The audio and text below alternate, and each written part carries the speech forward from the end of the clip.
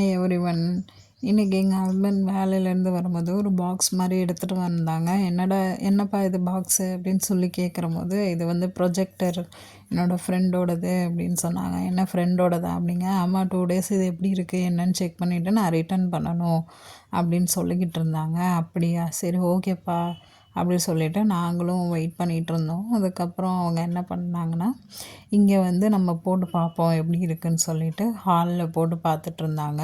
ஹாலில் போட்டு கனெக்ட் பண்ணிகிட்டு இருந்தாங்க. சரி நாங்களும் அது என்னெல்லாம் பண்ணுறாங்க அப்படின்னு சொல்லி பார்த்துட்டு இருந்தபோது ப்ளக் பாயிண்ட் எங்கே இருக்குதுன்னு சொல்லி செக் பண்ணாங்க.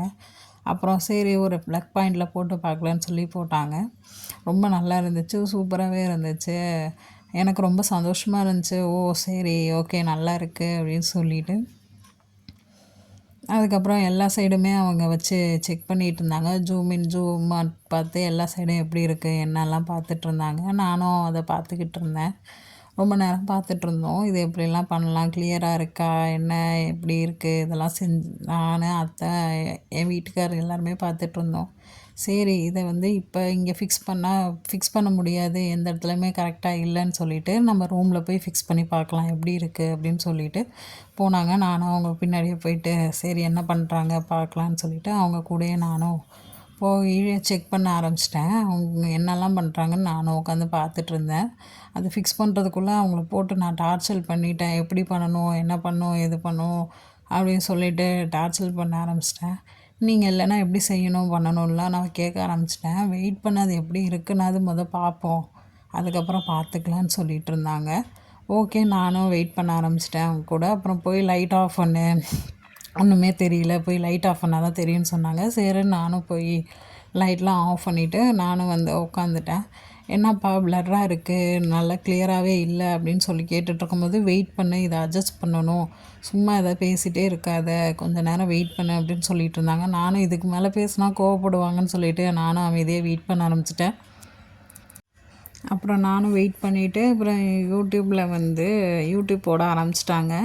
யூடியூப் வந்து உடனே கனெக்ட் ஆகலை. ஏன்னா வைஃபை கனெக்ஷனும் ப்ளூடூத் தான் ஆன் பண்ணுறதுனால உடனே வைஃபை கனெக்ட் ஆகலை. அதுக்குள்ளே என்ன கனெக்ட் ஆகலை என்னாச்சுன்னு கேட்டுட்ருந்தேன். கொஞ்சம் வெயிட் பண்ணு, எல்லாமே கனெக்ட் பண்ணதுக்கப்புறம் தான் அது கனெக்ட் ஆகும், சும்மா எதாவது சொல்லிகிட்டே இருக்காது அப்படின்னாங்க. சரி ஓகேன்ட்டு நானும் அவங்க கூட வெயிட் பண்ண ஆரம்பிச்சிட்டேன். வெயிட் பண்ணோன்னே எல்லாமே கனெக்ட் ஆனோடனே யூடியூப் வர ஆரம்பிச்சிருச்சு. நான் வந்து பாட்டு போடுங்க, அது போடுங்க, இது போடுங்க சொல்லிக்கிட்டே இருந்தேன். ஃபஸ்ட்டு அது எப்படி இருக்குதுன்னு பார்க்கலாம், வெயிட் பண்ணுன்னு சொல்லிகிட்டு இருந்தாங்க. அதுக்குள்ளேயும் ப்ரொஜெக்டர் வந்து ஆட ஆரம்பிச்சிருச்சு. ஏன்னா நாங்கள் கீழே தான் வச்சுருந்தோம், பெட்டு மேலே வச்சுருந்தனால பேலன்ஸ் இல்லாமல் ஆட ஆரம்பிச்சிருச்சு. அதுக்கப்புறம் சரி ஓகே என்னப்பா அப்படின்னா, பெட்டு மேலே இருக்கனால அது ஆடுது, நம்ம எதாவது ஃபிக்ஸ் பண்ணணும் அப்போ தான் கரெக்டாக நிற்கும் அப்படின்ட்டு இருந்தாங்க. சரி ஓகே அப்படின்னு சொல்லிட்டு நானும் வெயிட் பண்ணிகிட்ருந்தேன். அப்புறம் வெயிட் பண்ணி எல்லா வீடியோவும் போட்டுட்ருந்தாங்க, ஒவ்வொரு பாட்டாக போட்டுட்ருந்தாங்க. எப்படி இருக்குது என்ன அதெல்லாம் பார்த்துட்ருந்தாங்க. நானும் அவங்க கூட உட்காந்து பார்த்துட்ருந்தேன். ரொம்ப நல்லாவே இருந்துச்சு, ஒரே சந்தோஷமாக இருந்துச்சு. ஓகே இப்படி ஃபிக்ஸ் பண்ணியாச்சு அப்படின்னு சொல்லிட்டுலாம் நாங்கள் வந்து ஹாப்பியாக பார்த்துட்ருந்தோம். அப்புறம் எனக்கு குக் பண்ண டைம் ஆயிடுச்சு, இல்லைனா ரொம்ப லேட் ஆயிரும்.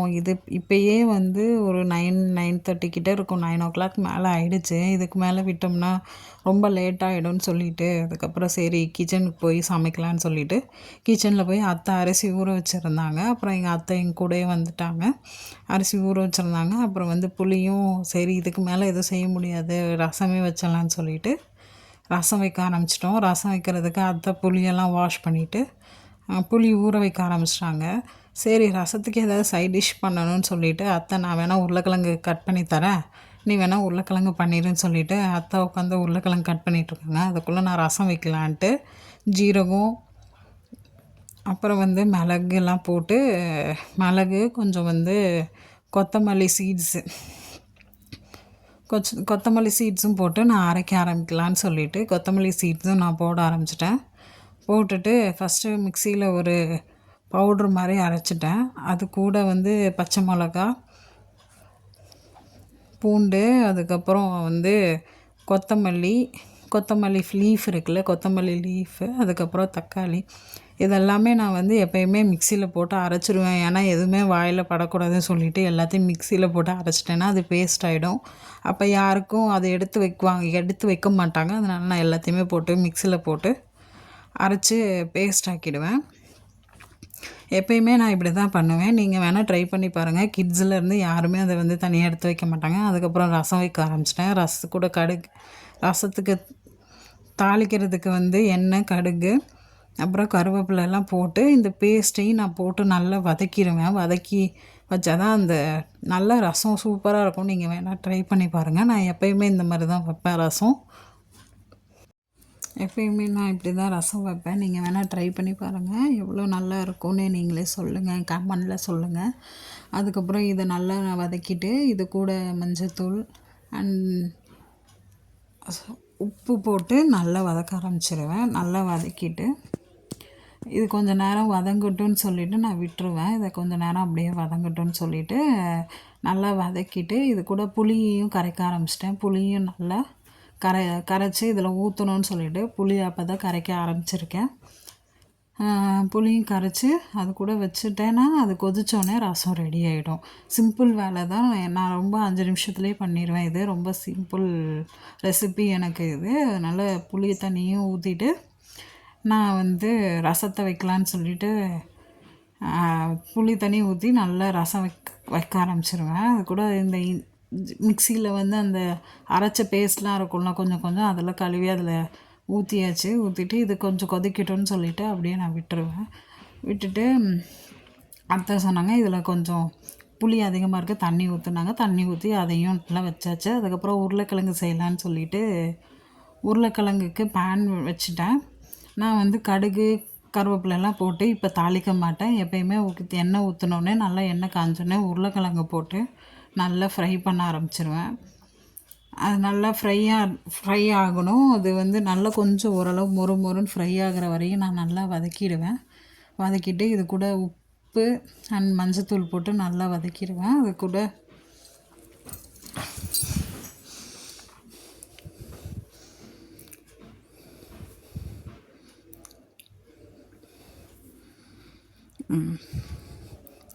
இது கூட உப்பு, மிளகாத்தூள், அப்புறம் வந்து மல்லித்தூள், மஞ்சத்தூள் எல்லாத்தையுமே போட்டு நல்லா வதக்க ஆரம்பிச்சிருவேன். நல்லா அது கிறிஸ்பியாக வேகிற அளவுக்கு வதக்க ஆரம்பிச்சிருவேன். நல்லா வதக்கிட்டு நல்லா ஃப்ரை பண்ணிவிட்டு இது கூட வந்து நான் பூண்டை வந்து என்ன பண்ணுவேன்னா பூண்டை வந்து நான் அரைச்சி பேஸ்டெல்லாம் போட மாட்டேன். தட்டி போடுவேன். தட்டி போட்டு பாருங்கள், தோலோடு தட்டி போட்டு பாருங்கள், ரொம்பவே டேஸ்ட்டாக இருக்கும். இப்போ நல்லா உருளைக்கிழங்கு மிக்ஸ் பண்ணிட்டேன்னா பூண்டை அந்த சைடு நான் ஒரு சைடு உரித்து வச்சுருக்கேன். உரித்து மீன்ஸ் அந்த தோல் எடுக்காமல் அப்படியே அந்த பூண்டை தட்டி வச்சுருப்பேன். ஒரு சைடு வந்து டைம் ஆயிடுச்சுன்னு சொல்லிவிட்டு குக்கர்லேயே நான் வந்து அரிசி ஊற வச்சு அரிசியும் வந்து நான் வந்து சாப்பாடு வைக்க ஆரம்பிச்சிட்டேன். அதுவுமே இந்த உருளைக்கிழங்கு வேகிறதுக்குள்ளே அதுவுமே ரெடி ஆயிடும். ரசமும் ரெடி ஆகிடுச்சு, உருளைக்கிழங்கு ரெடி ஆகிடும். சரி ஓகே அப்படின்னு சொல்லிவிட்டு சாதமும் நான் வச்சாச்சு. அதுக்குள்ளே இந்த உருளைக்கிழங்கு வெந்துருச்சா என்னன்ட்டு திருப்பியும் வந்து நான் எடுத்து பார்ப்பேன். உருளைக்கிழங்கு நல்லாவே வெந்திருக்கும். அப்போ நான் இதை வந்து மிக்ஸ் பண்ணிவிடுவேன். இல்லைன்னா அடி பிடிச்சிரும்னு சொல்லிவிட்டு அப்போ நான் இதை மிக்ஸ் பண்ணுவேன். இது கூட வந்து நான் சொன்னேன் இல்லையா பூண்டை நல்லாவே நச்சிருவேன். அந்த நக்கிறதுல போட்டு நான் அந்த இடிக்கிறதுல போட்டு நல்லாவே இடிச்சிருவேன். இடிச்சிட்டு இதை வந்து அதில் நான் வந்து உருளைக்கிழங்குல வந்து நான் எல்லாத்தையும் நல்லா இடிச்சிட்டு சேர்த்துருவேன். சேர்த்து அதையும் நல்லா ஃப்ரை பண்ணிடுவேன்.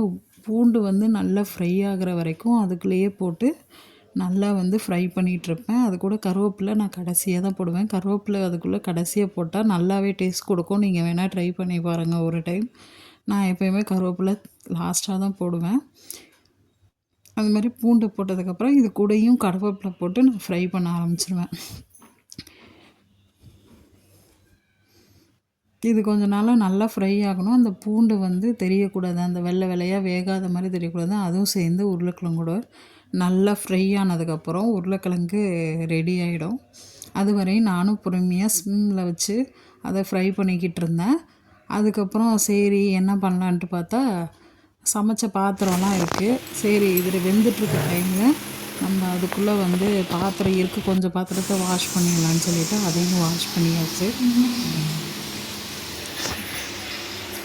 அப்புறம் வந்து ஜூஸ் வச்சுருந்தேன் இல்லையா, நான் மினி விலாகில் கூட போட்டிருப்பேன். அந்த ஜூஸ் வந்து குடிக்கலான்னு சொல்லிவிட்டு நான் ஜூஸ் எடுத்து ஊற்றிட்டு அதை குடிக்க ஆரம்பிச்சிட்டேன். அதுக்கப்புறம் முட்டை கேட்டாங்க. சரி முட்டையும் செஞ்சுருவோம் அப்படின்ட்டு முட்டையை வேக வச்சாச்சு. அதுக்கப்புறம் எல்லா ஒர்க்கும் முடிஞ்சிருச்சு. சாப்பிட்டு முடிச்சாச்சு. நிறைய பாத்திரம் சேர்ந்துருச்சு. சரி காலையில் வச்சா இதெல்லாம் கழுவ முடியாது, இப்போயே கழுவிலன்னா அதையும் வாஷ் பண்ணியாச்சு. நல்லாவே வாஷ் பண்ணியாச்சு. அதுக்கப்புறம் அவங்க லைட்லாம் ஆஃப் பண்ணிவிட்டு நம்ம தூங்க போகலான்னு சொல்லிட்டு கிளம்பியாச்சு. தூங்குனா ரூமில் வந்து பார்த்தா என் ஹஸ்பண்ட் வந்து டிவியில் ஏதோ இந்த ப்ரொஜெக்டில் நோண்டிகிட்டு இருந்தாங்க. சரி அப்படின்னு சொல்லிட்டு நானும் விட்டேன். அதுக்கப்புறம் துணி நிறையா இருந்துச்சு. அதையும் மடிச்சுட்டு சரி தூங்கலான்னு சொல்லிட்டு தூங்கியாச்சு. அப்போ வந்து கொஞ்சம் வீடியோ இருந்துச்சு, அதையும் பார்த்துட்டு தூங்கியாச்சு. இந்த வீடியோ பிடிச்சிருந்துச்சா சப்ஸ்கிரைப் பண்ணுங்கள்.